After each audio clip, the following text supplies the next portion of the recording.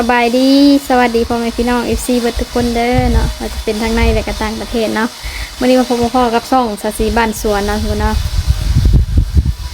ช่วงนี้ก็ลงคลิปแน่ไว้ลงคลิปแน่เนาะทุกคนเนาะมื้อนี้ก็จะไป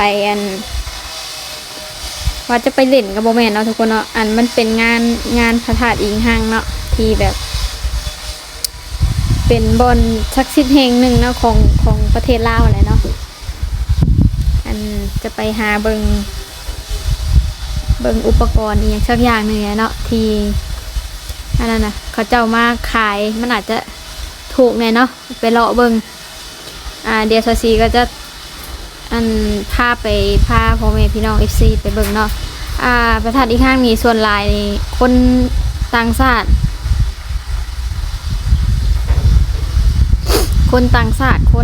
คนไทยเนาะก็มาหลายเนาะทุกคนเนาะที่แบบเขาจะมาเที่ยวโดยที่โบเมนช่วงเทศกาลนะแต่อันนี้มันก็ถึกช่วงที่เขาเจ้ามีงานบุญประจำปีเนาะเขาเจ้าจัดตอนกลางคืนอย่างก็มวนอยู่เนาะแต่ว่าบ่ได้ไปเนาะมันไกลตอนกลางคืนเขาก็ไปเบิ่งกลางเว้นเนาะไปเลาะเบิ่งเมื่อนี้ก็โคตรพักอีหยังแล้วเนาะพดพักแล้วเลยทุกคนสายๆตอนนี้ก็เลยว่างๆก็เลยว่าจะไปแวะเบิ่งเนาะซาซีก็ไม่ค่อยได้ออกข้างนอกอะไรหรอกคือจะไปช่วงนี้ ช่วงนี้ก็คือที่เห็นในเลยเนาะ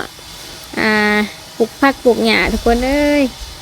ปลูกผักปลูกหญ้าขายเนาะซาซีอยู่บ้านก็เลี้ยงเป็ดเลี้ยงไก่ไปสั่นเลยเนาะดีกว่าอยู่ล่าๆนะหลายคนว่าปลูกผักปลูกหญ้ามันก็ได้อยู่เนาะมันก็พอได้ใส่ในครอบครัวอยู่เนาะอีกกว่าเฮานั่งนอนอยู่ซื่อๆเนาะมันก็บ่ได้อีหยังเดี๋ยวคือสิอดเลยเนาะอันนี้ชาซีก็จะพาไปเลยเนาะเดี๋ยวชาซีจะไปถ่ายเบิ่งเพื่อไปฮอดพุ่นเนาะไปกันเลยเนาะอันนี้ก็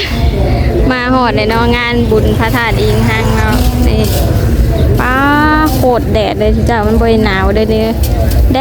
ดดมื้อนี้หาเบิ่งแปลกเนาะปกติงานอันนี้มันสีหนาวแห้งเนาะแต่ว่ามื้อนี้แดดเนาะ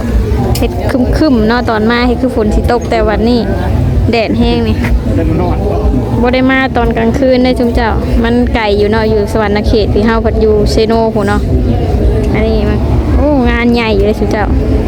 คืออยู่เซโนมันก็จะมีงานบุญวันศาสตร์ที่2 ธันวาเนาะแต่ว่าอยู่พี่จัดใหญ่กว่าของคนขายอย่างกระลายกว่าเนาะนี่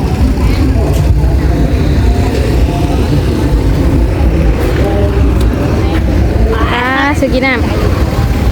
จังไรนะเจ๊ทางนี้ห่อนแล้วเอา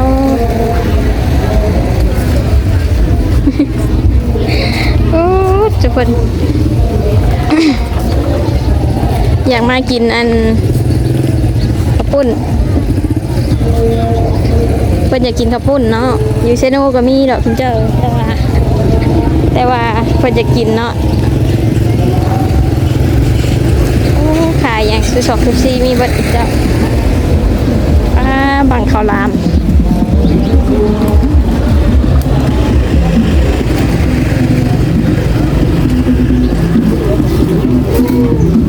ปลาหมึกบ่จังไรกันชุกแล้วลุกแล้วปลาหมึกเร็วๆอยู่เนี่ยลุกแล้วกระพุ้นหัวกระสุนเป็นบ่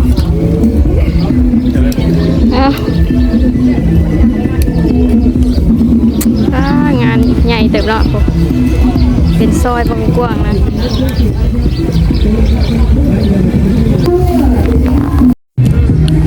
แล้วเป็นยังแซ่บบ่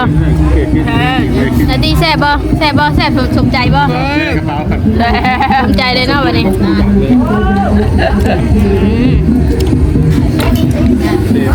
นั่งกินแบบนี้ได้เนาะนี่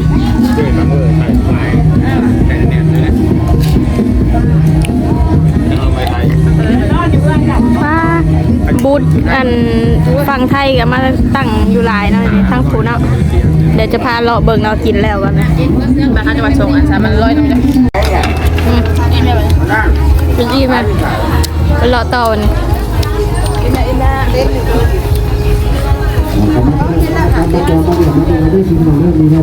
กินอิ่มก็จะไปหาเราซื้อเรากินนี่ก่อนมาเรากินเลยทุกคนมาเมื่อนั้นดิคนผูนี่เอเป็ดกินมายักลุกไปนั่นเลยไปรอเบิ่งขับฟองก่อนเอาเลย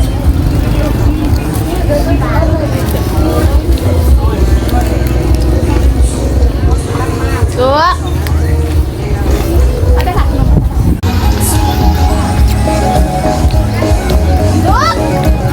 เบิ่งมันจะอยู่ยังไงมากับมาเลยไปสั่งถาไปดิยังบ่แล้วอยู่เนาะกับอันขนมเกิบพอดีเนาะนี่ต้องกินให้ได้นี่ดิแอมโดย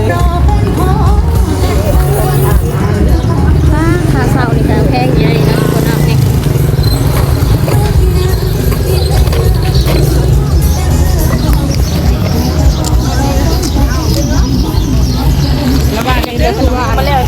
ยังบ่แล้วอยู่ขนมเกิบนี่มายกขนมเกิบนี่นะถ้าตีกินขนมเกิบขนมรองเท้าเบิ่งเนี่ยขนมรองเท้านี่ได้แล้วขนมรองเท้าเอาสาวเท่านั้นเลยจำเงินนั่นแหละคู่หนึ่งบ่คู่ละ50 บาทกิ้งหนึ่งคู่ละแสนบ่ถ้าเอาอันหนึ่ง50,000 กีบ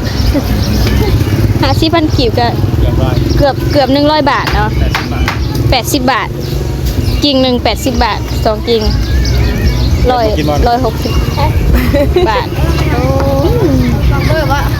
นัดดี้เอาซะไม่มีคู่เลยอ่ะเนี่ยเอาอันหนึ่งเหลือกิ่งหนึ่ง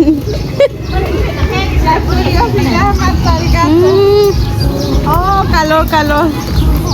อยากกินรองเท้าอ่ะนี่ขนมนี่แซ่บนี่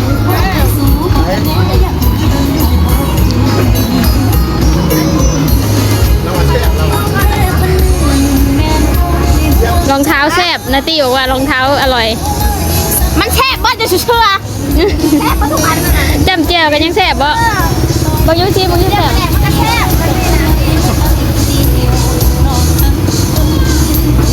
ใส่อันนี้ของข้าวน้องไหนเนาะ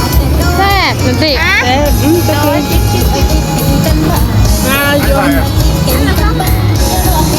อันละเท่าหาเจอลูกเกดอันละเท่าหากับประมาณเท่าไรสุก40 บาท45 บาททุเรียนมั้ย45 บาท45 บาทแต่ว่าเขาซื้อกินอยู่ข้างไทย20 บาทอันนี้45 บาท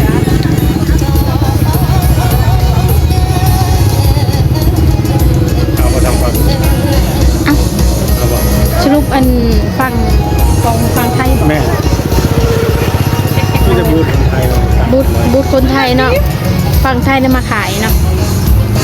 โอ้แมนยูคือเจ้ามาพี่ขายแพงนะว่าค่าเช่ามันกับแพงเนาะค่าเช่ามันแพงนะมีแต่คนไทยเลยเนาะจะมาสายกินเกินก็ใช่ไปเนี่ยเบิ่งรถนี่ด้วยนะติเย็บบอกให้เพิ่นเบิ่งรถนะบอกยังไงต้องมีรามอโต้บัมเรามีรามอโต้บัมมาถามนะคะคนหน่อยเนาะอันตอนกลางเว้นคนหน่อยตอนกลางคืนนี่คนหลายเนาะเพราะว่าตอนกลางเว้นมันแดดนะแดดแห้งดีเลยมันจะมันแดดเนี่ย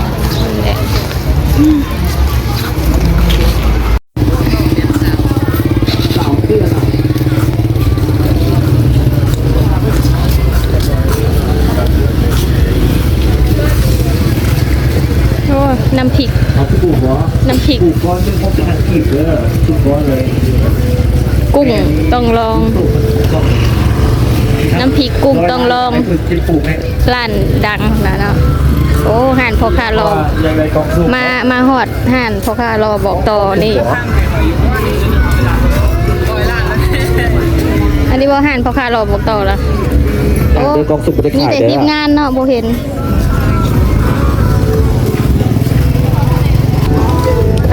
หันพ่อค้ารอบอกต่อมีแต่คนรอๆนะนี่คือตอนนี้เราควร อยากมีลูกมาซื้อสมุนไพรได้ไปดอก นี่มาหอนหันพ่อค้ารอบอกต่อป้ามีคนรอๆป้าเราไปไหว้พระธาตุทานก่อนเนาะถ้าก็ได้เอาไม้มาสับ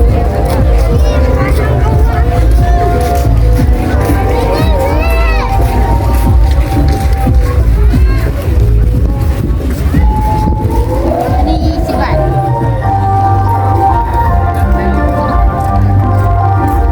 อันนี้เขามาหอดบนเรือนบัตรเนาะก็ได้ยินนะ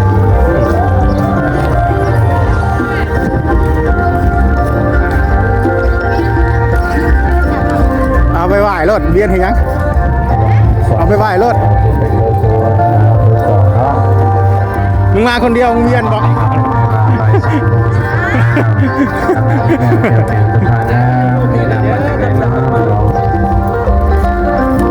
ไม่ออกงานบัตรอาเซ็งพัฒนาปัจจัยหาเวที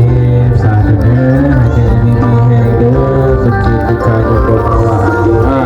ปนาสีวิสานิจังวัฏปัจจัยโนจตารโอธรรมาวัฏันติอายุวันโนสุขังภาลังอายุติเด้อ ก็ได้เพลงดีกว่าหนาวแล้ววันนี้เนาะเนี่ยห้องห้องห้อง เราตัวแทนโยมเราควรจะเดินทางมาจากบ้านเหนือบ้านใต้บ้านไก่สิบไก่เคีย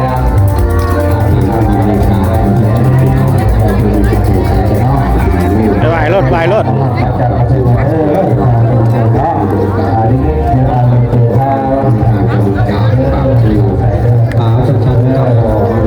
มาที่ถือนี่มาโอ้ยเสือก็บอกว่าอยู่รถไว้เสือ เดี๋ยวเจตศรัทธาประกอบเขา มาแล้ว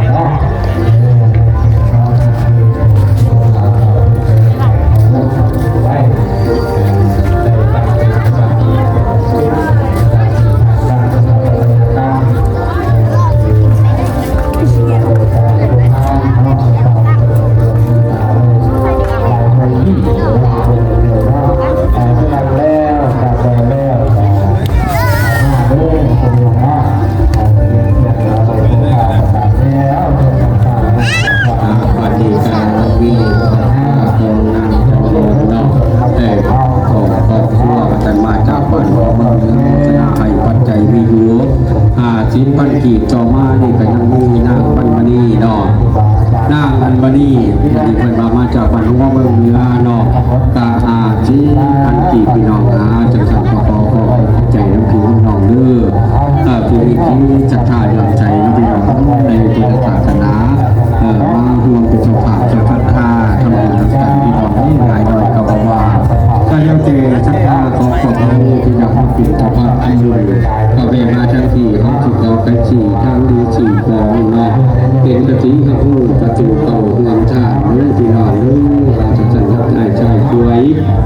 กันขอมาพี่น้องมาเป็นตัวศรัทธาที่จะลอยกันนะพี่น้องเนาะบางทีเราเรื่องที่ผู้การหลวงพ่อตอนนี้ขนาดนี้เนาะกันหมดที่ไปสั่งแล้วเรา อันนี้มาฮอตโซนขายเสื้อผ้าเนาะนี่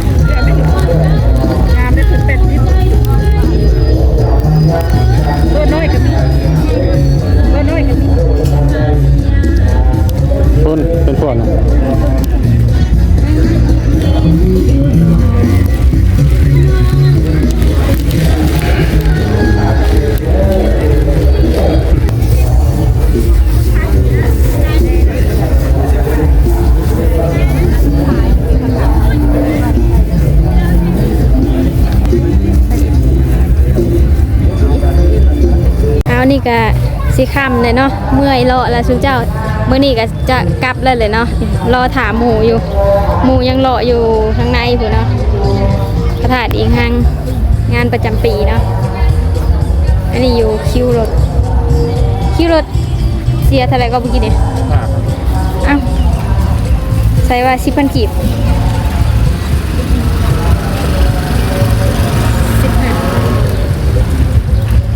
อ่ะ